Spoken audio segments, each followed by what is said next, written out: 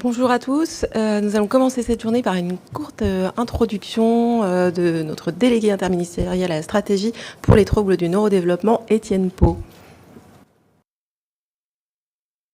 Bonjour à toutes et tous, je suis Étienne Pau, je suis le délégué interministériel à la stratégie nationale pour les troubles du neurodéveloppement qui concerne l'autisme, les troubles 10, le trouble déficit de l'attention avec ou sans hyperactivité et le trouble du développement intellectuel. Aujourd'hui, je ne suis pas présent parmi vous, mais je voulais saluer cette excellente initiative de l'assistance publique des hôpitaux de Paris pour sensibiliser les professionnels de santé que vous êtes aux particularités, aux spécificités de l'autisme, mais aussi aux implications sur le plan somatique, ainsi que toutes les perspectives à prendre, plutôt toutes les dimensions à prendre en considération, par exemple sur les aspects sensoriels, par exemple sur l'accompagnement à mettre en place dans les différents services hospitaliers pour que les prises en charge médicales puissent se faire le mieux possible, en permettant également aux personnes concernées et aux familles de gagner le plus de temps possible sur le repérage d'éventuels troubles ou comorbidités et permettre ainsi le déclenchement d'interventions adaptées. Je salue un certain nombre de médecins présents autour de cette table ronde, notamment le docteur Hélène Pulser, le docteur Pauline Chaste, le docteur Anna Marwani, qui montrent que l'ensemble des établissements de l'assistance publique des hôpitaux de Paris savent se réunir pour des thématiques aussi importantes que celle-ci. Je souhaitais aussi souligner l'investissement des équipes de la Pitié-Salpêtrière dans un projet d'envergure que nous soutenons au sein de la délégation interministérielle aux troubles du neurodéveloppement, à savoir permettre un accès facilité à toutes les personnes concernées par un trouble du neurodéveloppement dans tous les services d'un hôpital. C'est-à-dire que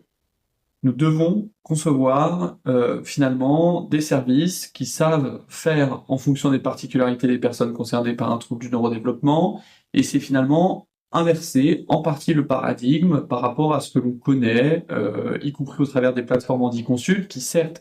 sont utiles pour accueillir des personnes présentant des troubles particulièrement sévères, mais ne sont pas suffisantes.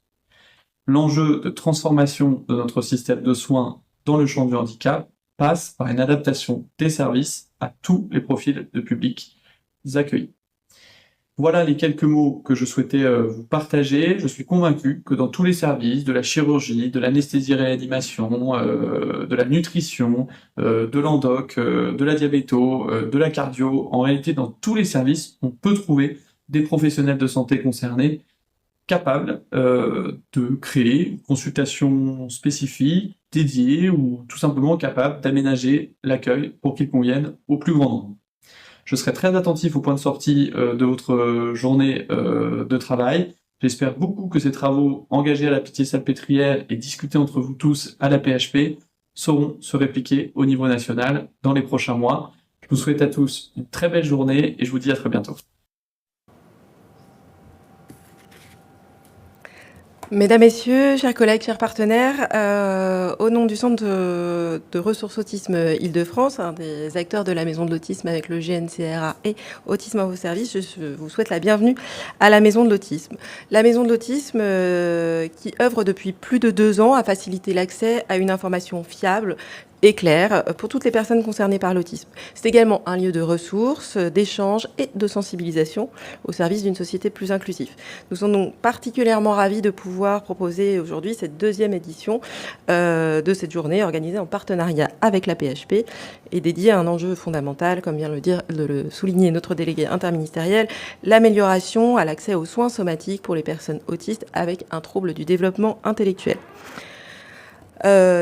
Nous savons combien les particularités sensorielles, de communication, de comportement peuvent rendre l'accès aux soins difficiles, mais nous verrons aujourd'hui, je l'espère, que des solutions existent. Elles passent par la formation, par l'adaptation des pratiques et des dispositifs, par la coopération entre les professionnels et également par l'écoute des personnes elles-mêmes et de leurs proches. Je tiens donc à remercier chaleureusement l'ensemble des intervenants qui, durant cette journée, partageront leur expertise et leurs expériences. Je remercie également les équipes de la Maison de l'autisme qui ont contribué à l'organisation de cet événement.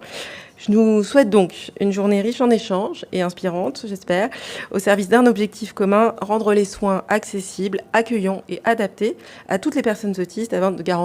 leur garantir la meilleure santé possible. Et je laisse la parole à Hélène de Faverges.